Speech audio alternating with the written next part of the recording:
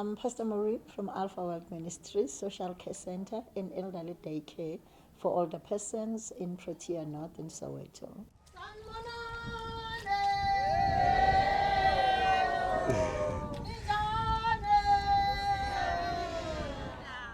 The idea started, I think it started while I was still young, but I wasn't aware that at the end of the day I'll find myself running a center like this. From a home where I was raised by my grandmother from KZN. My grandmother is a person that used to take care of people that lack, people who don't have food. She used to tell us that every time in the morning we should cook enough food so that when people are passing, they're hungry, we should give them food. So I'm from a home where we just cook. Whoever is hungry must be given food. So I think it was just in me, because I remember when I was doing nursing, I will go to work. On my way back, I used to go across Hillbrow, and I will see those kids that need food. So I will make sure that I come with extra lunch boxes and I'll hand out some food. At the age of 22, I had done with my nursing. I was a qualified nurse. I mostly worked in private clinics. I worked in Netcare, I worked at Rosebank Clinic. It was quite a good career. I moved to Discovery. I enjoyed working with the medical aid. But still, much as I was working there, I felt that I needed a lot to do, which made me to go to UCT, do extra lessons. Went completely different from my career of nursing. I even did labor law. But when I was starting the organization, I had to study and understand management, taking care of the staff, how to do projects and stuff like that, how to take care of finances. It came together eventually. I never had the best way of preparing myself for the center. I just resigned and I told my company, my boss, that now I have to go and work out there. People need me out more than you need me here. I'm going out there to see that I'm going to make a difference. I realized that I still have a passion of older persons. And I am a woman that I am today because of the things that my grandmother taught me. So I realized that as abantu abadala they grow old, there's a less care. People start to think some of them are witches, some are being chased out of their homes, some are being abused. Then I felt it in my heart that my house is big enough, I can have them in my garage, I can take care of them, I can open a home-based care, because I realized that there were those that are left alone at home, no one is taking care of them. Some of them, they miss their treatment, they can't go to clinics on their own. Then I just thought that I need to get some caregivers that will go and visit them, give them a bath, make sure they take their medication, make sure they're taken to clinics, and the ones that come during the day for the gym, to make sure that they do healthy lifestyle, they get involved in activities, they exercise, they get food, and we monitor what they eat all the time. That's what came in my mind, but it was more of what my grandmother taught me. They actually do their activities 4 times in a week, 4 days in a week. So in the morning when they go to the park, they start at 8:30 to, usually they are coming in time, it's 8:30, but because of winter, we start at 9 o'clock. So in the morning when they go there, they do aerobics, they do exercises by a gym, and we have a group that do football. We have a group that is on tennis. They know when they're doing exercises, their blood flow, it's fine. Their high blood pressures are monitored. Diabetes, there's a lot of changes. Like we had elderly that came here with high blood pressure, where you can say this one is going to have stroke tomorrow. Some of them had high blood pressure that was at 190 over 110, 200 over 2 over 100, and it was so bad. But with the exercises that they do now, we have testimonies of people who are saying my blood pressure is back to normal, my sugar is monitored, everything is back to normal. I'm 72 years old, and then I'm enjoying the gym. I think I joined the gym in 2013. I had a knee replacement. It has healed so much because of the gym. I enjoy coming here every day, really. Ke kene mo gyming mo ka 2015, I think. Ha sale ke kena mo ke na le bophelo, ke na le something to wake up to. Le ha ile go seng a ke kgone go gatella mo dikobong ke ntse ke fetoga I just jump gore ei kana nako ya gym e fitlhile and go jumpa go go ka se ke le right fitla mo gyming re active ra gyma re etsang after gym ra socializer le bone kae from there re a fiwa metogo re a fiwa breakfast e monate mme rona re tshwere gagolo ga monate gampe so la ke sa go gymming I feel I'm missing something waits. They play football, they play with different, with other provinces, and we came up with all this. And our old men, they play golf, and the other old ladies, they play tennis. So we're getting our trophies from all the sports that they do. They're doing a lot of sports, and they're very active. The biggest tournament, it was 2020 when we beat, I would say we beat them most of the time. Limpopo. Into yang attracta mina lana bangibizela ibhola, and at the time I was not 60 yet. But ngayenzi lutho ngaqala ngazojima. Then bekune soccer, we had a soccer team. So ngoba ngithanda ibhola, we started like that. Yeah, the most difficult game that I lost is when we were playing in Limpopo. They came to us. Yeah, those gogos. Bang inspire because they are 17 and 70, 80. And we were younger than them. But yeah, they hit it. The Basaye 4-2. All the way from Limpopo to Shaila, we home grounded. So that inspired me. So I don't want to stop. So I just go on. And now we are the champions. Yeah, we're playing in Pretoria. Yo, that was the best. And Sabashaya 5-1. Yo, Sasidlala ne Pretoria Gogos. That was the best. When we came, celebration was like see win a league, you know. And Limpopo, it's known for being the heroes of Bakekulu. But we managed to beat them and get all the trophies. So, yeah.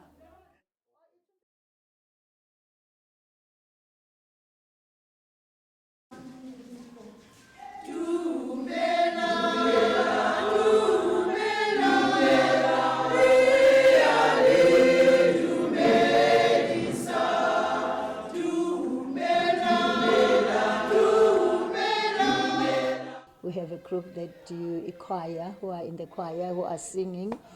The ones that plays a golf as well.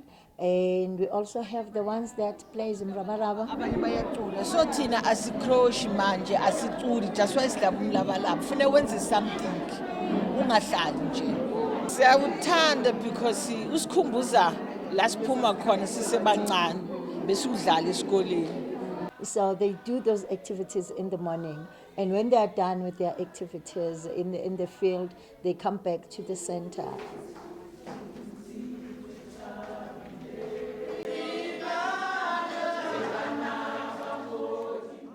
When they come back, they get breakfast.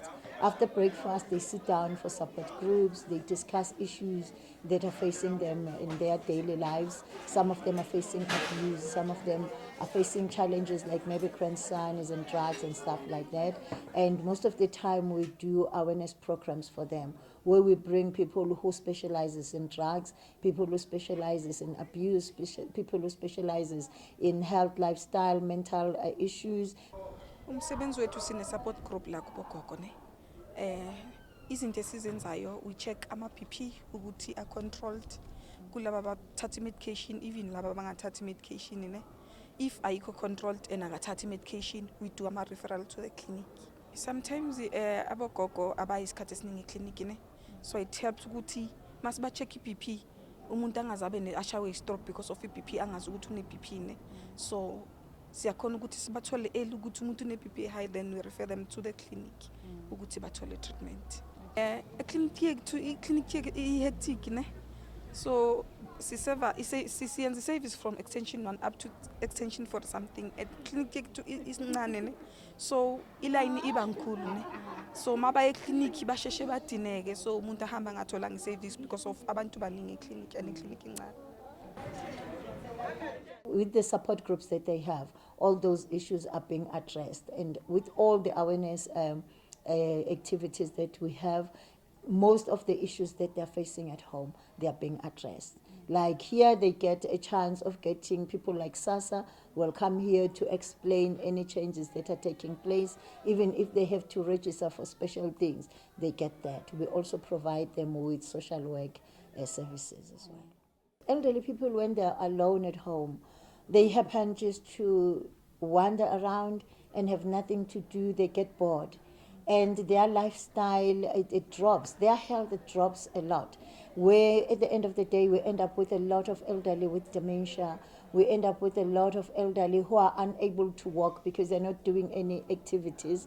They're not going to the gym. They're not doing anything. So it is so important, and especially for their safety, because there's a lot of crime. But when Granny is in the center between 8 and 2 during the day, or between 8 until 1:30, because after 1 o'clock they want to go and collect kids. They want to make sure that when kids are coming back from crash or school, they are there. At least they are safe. Crime can't get to them because they are at the center. And when they sit down and socialize with each other, there is less dementia, there is less Alzheimer, and they are capable of solving their own issues on themselves, because whoever comes with a different story, they listen to that story and they encourage each other, even economically.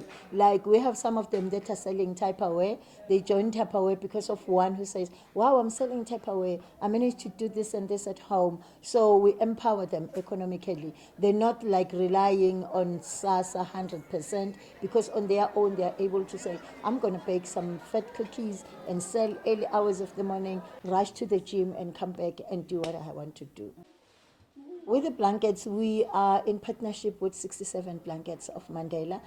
They get people that provides us with the wool and sponsor us with the wool. Like Hot FM, they sponsor us with the wool. So they make blankets, they crochet blankets, they crochet scarves. In winter, like especially when it's July month, the Mandela Day and stuff, we go to the parks, we hang scarves for those who are cold, and we write on the scarves that I am not lost. If you are cold, you can take me. So they take those scarves and they cover themselves. And those that need blankets, we provide them with blankets. We even go to the boys that are taking Nyawupe to make sure that they get blankets during the month of Mandela. It's a month of love. It's a month of taking care of each other. And most of the grannies, they have children who are on Nyawupe. So we know where to find them. We know that they are cold. But lately, we've made lots of blankets. Like where we are, we've got more than 125 blankets, which we're going to take to an old age home as well, to sponsor them with the blankets that we've made and the scarves. We also collected the morning slippers to say they mustn't get cold. They must get something to make them warm. My number one challenge is the space. We don't have enough space. We don't have a proper hall where we are saying this is our hall. Like you've seen in other branches that we have, we're using community halls. We don't have like a structure that everybody knows that you go there, it's Alpha World Ministries, that's their building, which gives me a little bit of a concern that should anything happen to me, or should I leave the country, or maybe I decide to go back home to KZN, what is going to happen to elderly and the work that I've already done? The space, the land, it's quite a challenge. The other challenge is fundraising and funds, because social development is funding us, but there was a gap where between 2022 and 2023, there was a problem of and issues with funding with social development. So when there's a problem with social development, we always get a problem. Much as it is a learning curve where we're supposed to learn how to raise funds, but since the time of the pandemic of COVID, there was a problem with finances. All companies that wanted to sponsor had problems. So finance sometimes becomes an issue, it becomes a problem, especially when you have to take care of the staff that you have, because you have to pay the staff. You can't keep on saying, you're a volunteer for life. Yeah, people might like to be volunteers for life, but somewhere along the line, you need a lipstick, you need some toiletries and stuff like that. There are so many doors where we want to knock, like lottery, like corporate industry. Some corporate industry, they do write that they do have CSI, but most of the time we don't see exactly where it's going. So we are also like pleading to all the CSI companies to say, elderly people are not just going to die tomorrow. We need them. And we need someone who will sit with your baby while you're at work to assist with homework. We need someone who will still read a story to your child. And grannies, they love their grandchildren. So we can't just say, they're going to die. We're not sponsoring older persons. Because there's so many companies that do CSI, but when it comes to elderly, it's very few companies that says we'll sponsor older persons. They will ask you, no, older persons are going to die. Why do you sponsor them? No, they get SASA grant. The SASA grant, it's not enough. Because as a grandmother, I'll give you an example with myself. Sometimes I will save money and say, wow, I'm going to buy myself this particular dress and this particular hat. But I look at my grandson and like, wow, he wants a bicycle. I'm going to buy that bicycle for him.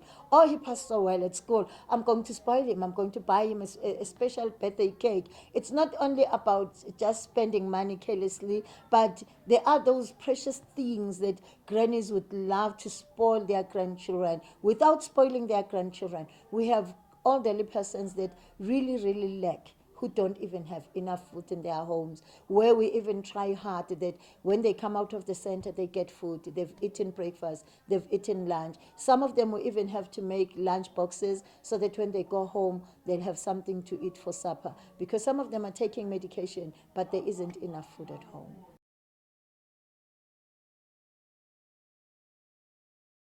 May the world support us. And the other thing that I want to add, we're coming from June month. June was a month where we are doing an awareness of abuse. I just want to say to our communities, please stop abusing older persons. We need them. And they are being abused in so many ways. They are abused physically, they are abused emotionally, they are abused financially. Even the systems are abusing them.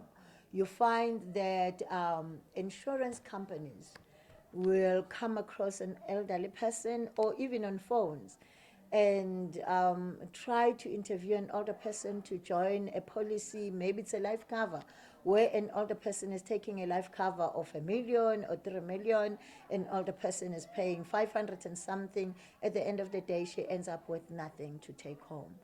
And I mean, if you want an elderly person to take a policy that will give 3 million when she's dead, the older person doesn't benefit anything on that. To me, I find it as an abuse, because to me, the insurance company is just collecting money from a wrong person.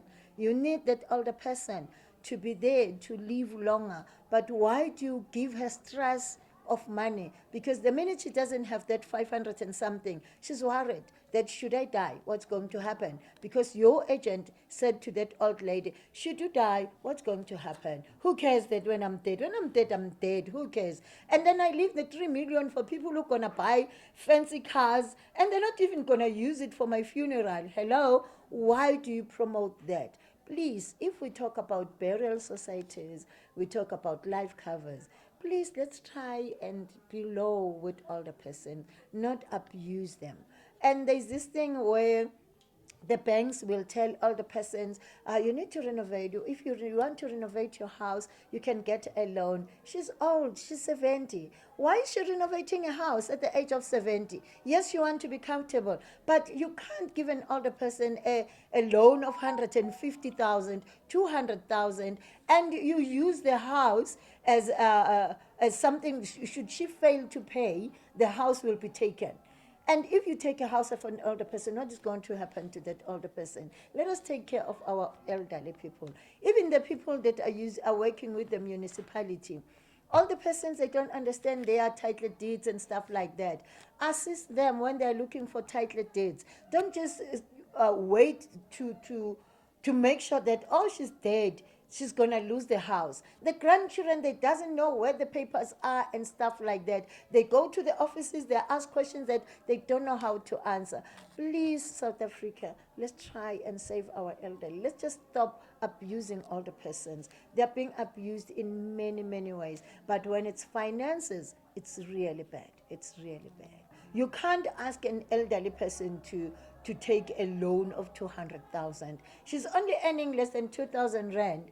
And with the 2,000 rand, how is she going to pay the loan? Maybe you give her the loan of, let's say, a loan of 60,000. You expect her to pay 800 and something or 900 rand.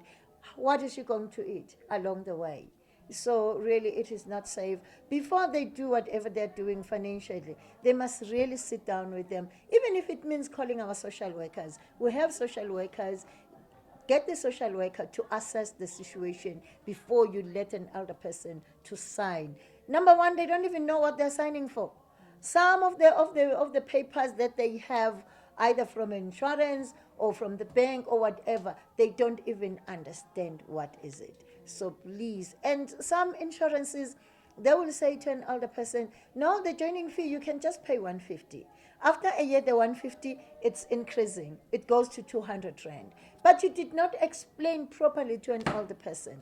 And the more it increases, some insurances, the benefit, let's say the burial was going to be 6,000 rand. It keeps on increasing. The contribution that she contributes every month keeps on increasing every year. But the money that is going to be buried with is not increasing. Why is it like that? Why are they not explaining properly? And the agents, they must just stop going for targets. Our older persons are not a target for you. Be rich in a right way, not in a wrong way. We do have an older persons act.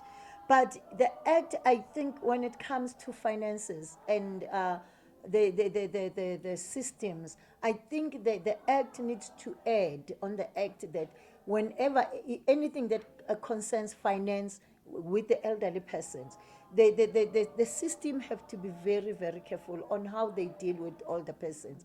I might be 65, but I might have gone through a lot in life. I might be 65, but my mind is living at the age of 80. So they need to be careful when exactly they are dealing with older persons. I have older persons who came here, they just left their jobs at the age of 60. But you talk to that person, when you look at the person, she looks like she's 80.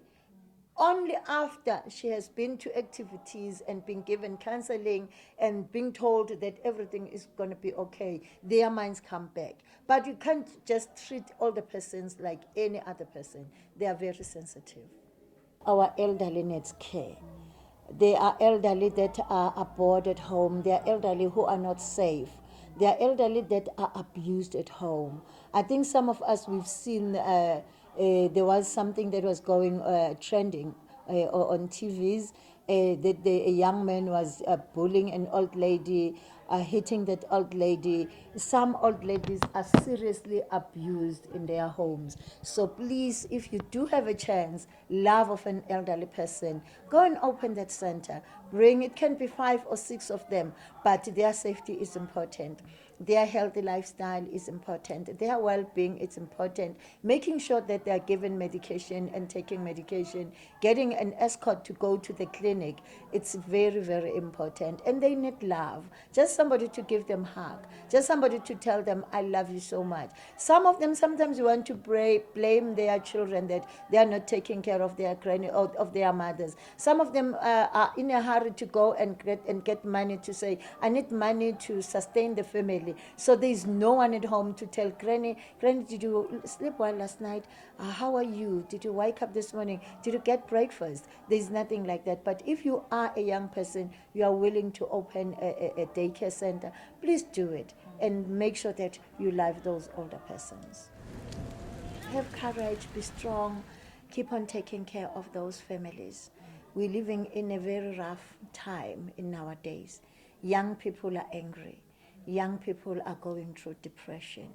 Don't give up. Give them support. Finances are never enough, but a love of a woman makes a difference. A love of a woman builds a home. A love of a woman takes care of grandchildren. So keep on loving. Keep on showing our country the love that we have. If you look at the history of Mama Winnie Mandela, and go on her footsteps, how she loved our country, how she took care of young people. She took care of them, loving them without even looking at how bad or how crazy they are. Some of us, we give up because we are saying, oh, young people are so crazy. Young people, they want this and that and that. But maybe just listening to them, showing that a mother love, it's very, very important.